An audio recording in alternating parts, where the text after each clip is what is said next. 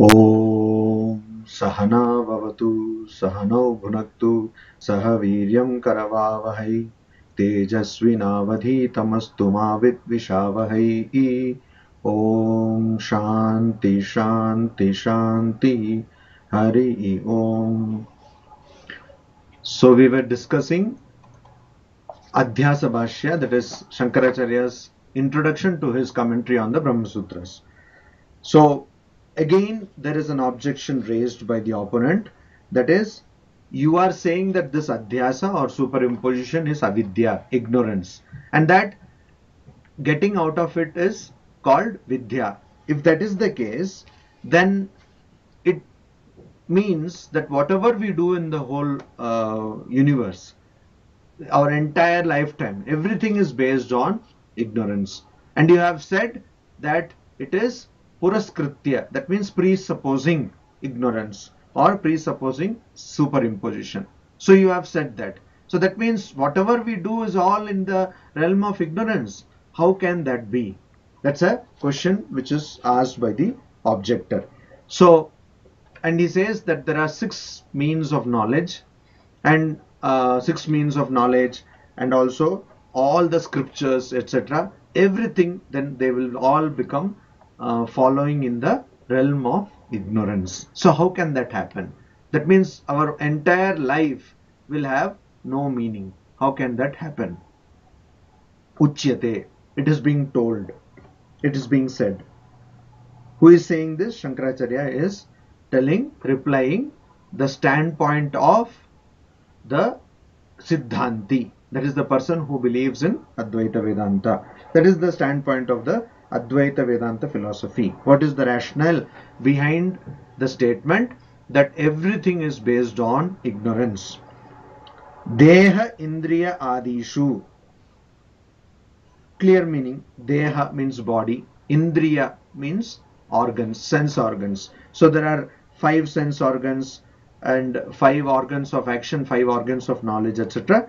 And then you have Adishu, that means there is mind, there is ahankara, there is buddhi, intellect, that is Adi, etc. So Deha Indriya Adishu aham mama abhimana rahitasya pramatritva anupapattau pramana pravritti anupapattehe. So in this body mind complex, that is deha, and mind and intellect, etc., in that what happens? Aham mama abhimana rahitasya. In the case of a person who is without the notions of I, aham, and mama, mine, ahankara, mamakara, a person who doesn't have these notions, in the case of that person, aham mama abhimana rahitasya pramatritva anupapattau pramana pravritti anupapattehe. In that person what happens? Because that person doesn't have the idea of I and mine, the pramatritva anupapattau. Anupapatti means it is not cognized, it is not acknowledged. What is not acknowledged? The state of being an agent of knowledge. Pramatra means the person who is knowing. Yesterday we saw Prama means valid knowledge, Pramana means means of valid knowledge, Pramatra means the person who gets valid knowledge. All of you now summarize what one by one, what have we studied till now? So Prama is knowledge, Pramana is means of knowledge, and Pramatra is the person who's a knower of knowledge. Knower. So Yes. suppose I see flower in the sky, Yes. you can call it Prama, right? Yes. No, but that doesn't happen, right? So No, that if it happens in the case, my case, if I see yes, flower in the sky, will that be Prama? Now Prama. Shrubaji, now you tell. Now Shrubaji, tell. No, The no. Praman is a proof of knowledge. That is This is Pramana. a proof. Pramana, huh? We are talking about Prama. No, na. Only Prama. Prama is the knowledge. But when you see Prama is knowledge, and Pramana is means of knowledge or proof of knowledge, and Pramatra is the knower. Knower. Is a person who is the knower. My question is, I see flower in the sky, whether it is Prama or not. No, it is not. Why? How can you see flower in the sky? I see flower in the sky. How can you see means? I'm seeing. You see sky. Is that Prama or not?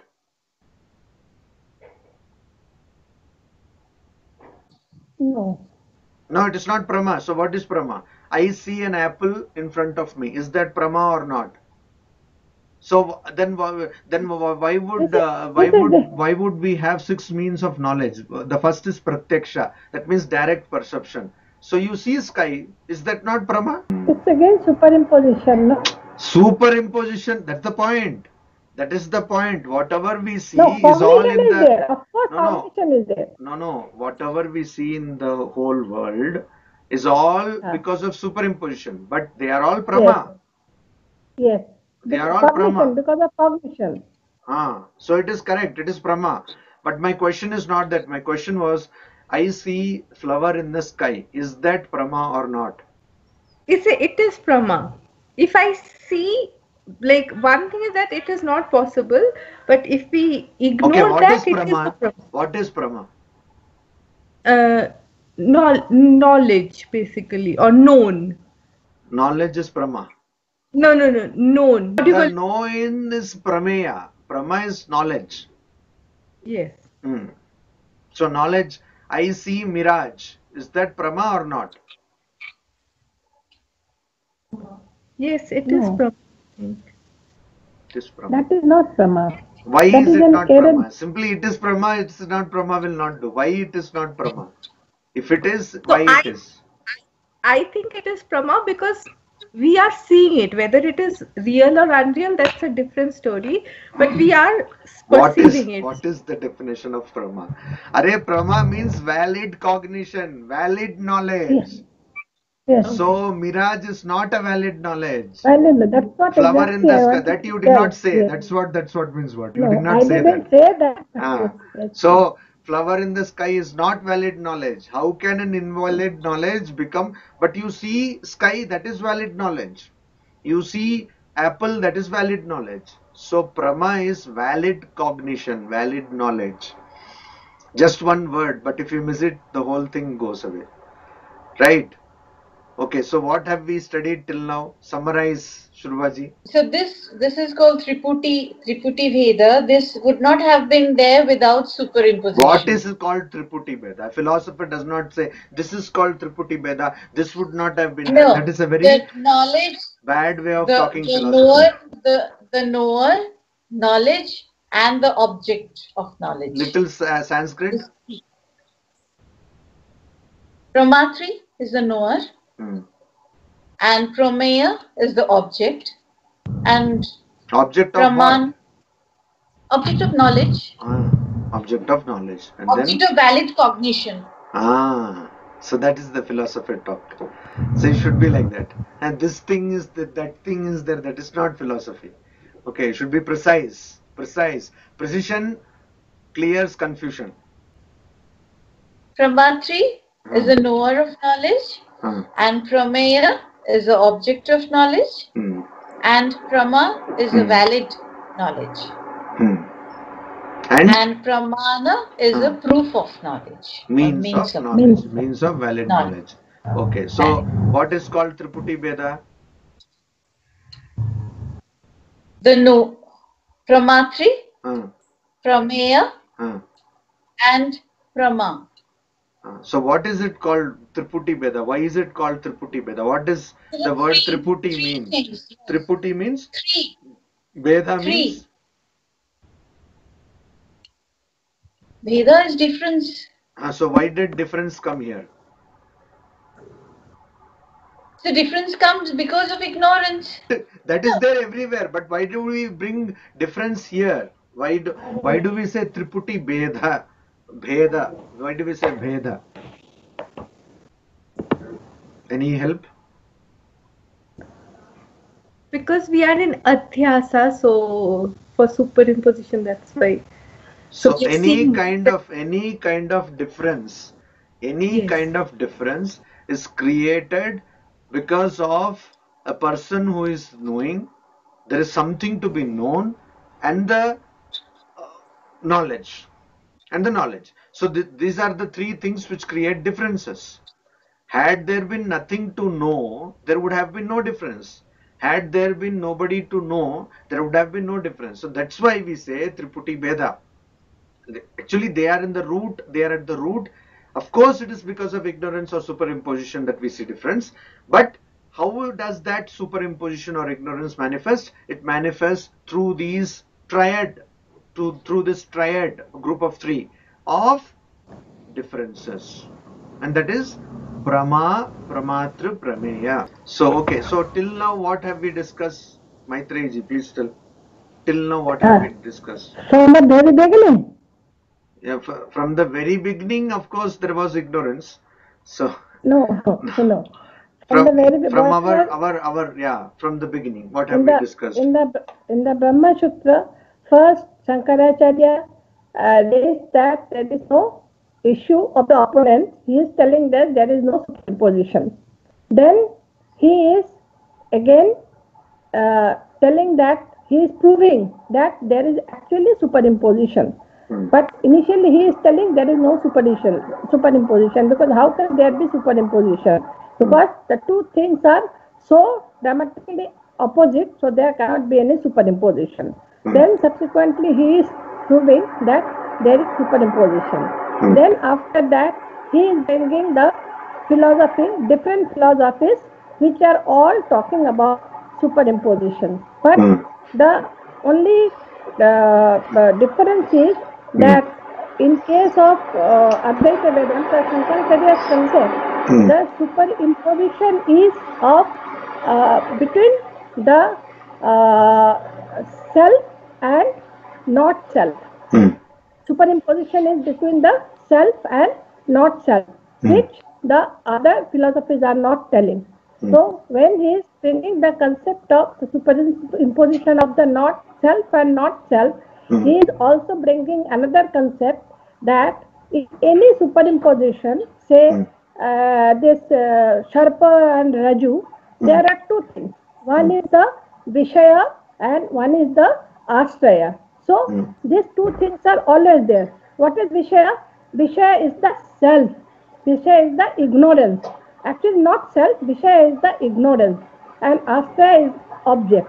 But in case when we are bringing the concept of real self and not self, superimposition of self and not self, then actually these two things are going. Actually it is becoming one, because the self and not self is when they are getting distinct, both are becoming then the object. Or yes, both are becoming the object actually. So what is the, so Shrubaji, what is the cause of superimposition according to Shankaracharya? What is the cause of superimposition according to Shankaracharya? Ignorance. Ignorance. And?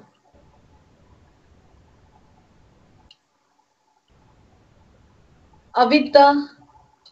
It's just synonym. That's a synonym. Maharaj, one thing I wanted to ask you. When this concept of avidya he is bringing at a later stage, and they are telling this adhyasa and avidya, they are the synonym. In a particular place, they are telling that this avidya is not the absence of vidya. It is not a negative entity. Absolutely, what exactly they mean, Maharaj? That I could not understand. It is not a absence of vidya.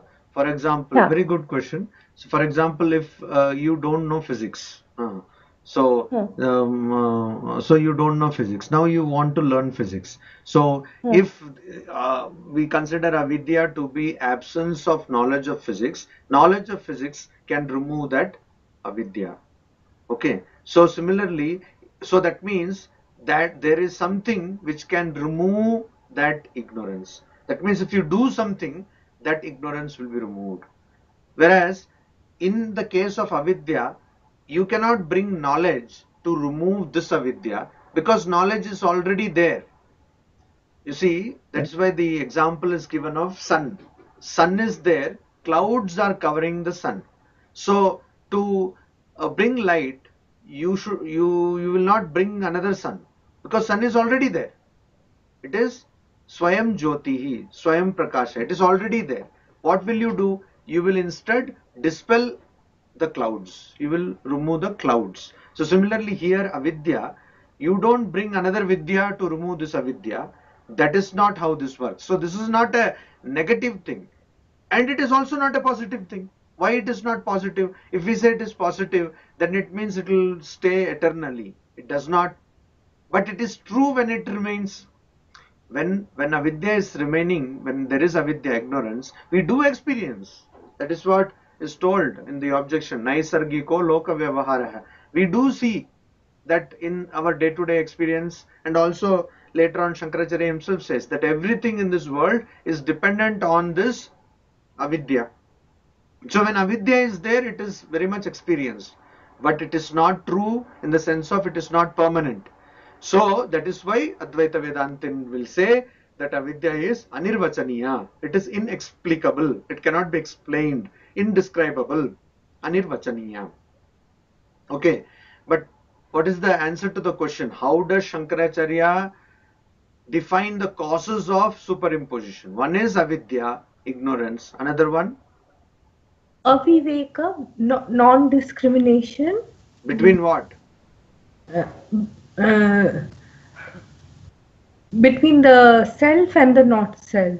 Yeah, between that which is superimposed and on which it is superimposed. Itaretara adhyasa means superimposition on one another. So the viveka, discrimination or discernment, will be between, like in our recent example, tennis ball and rasgulla. So you should know that tennis ball is different from rasgulla, or in the stock examples, you should know that the shell is different from silver, or that the rope is different from snake, or that the water is different from mirage. There is no water actually. So the viveka or the discrimination between the superimposed and that which superimposes. This is the second. And third,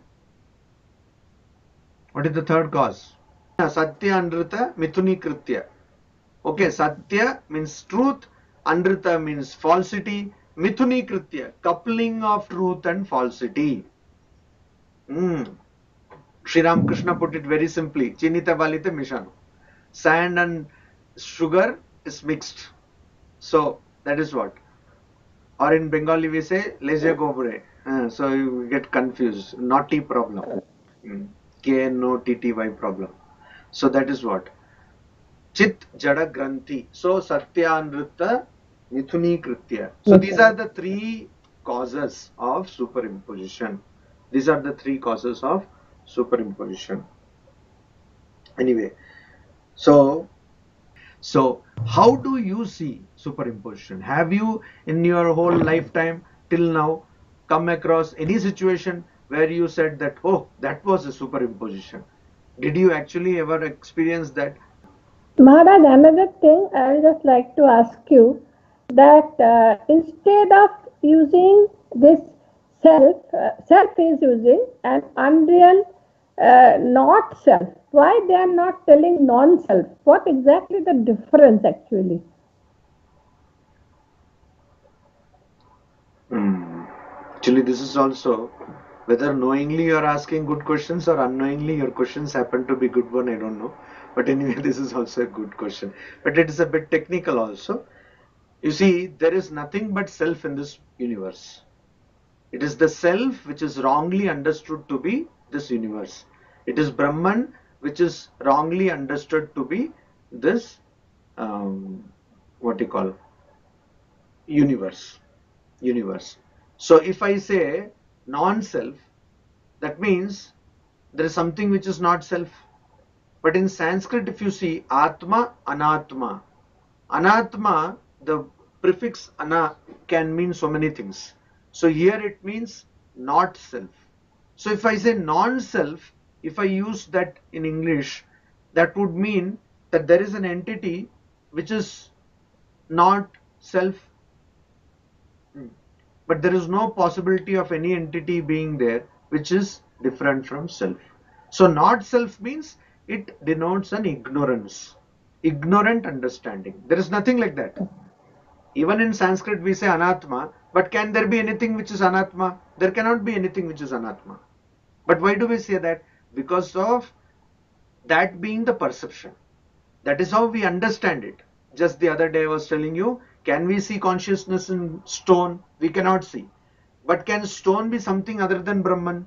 Not possible. So that means it has to be Satchit Ananda. It has to be absolute So when we differentiate it as stone, we are not able to see. And some people will say that the manifestation of Brahman is the lowest in stone. But be that may be, but stone is also not different from Brahman. There is nothing different from Brahman. So that is why that we have to understand. So Anatma also, when we say, that is just referring to our ignorant understanding. So not self we say to point to that. Non-self if we say, then it will mean that there is an entity. But of course that's a basic grammatical technicality. But in Sanskrit we say anatma. That doesn't mean that there is something which is not atma. That only refers to ignorance. Om Shanti Shanti Shanti Hari Om Tat Sat.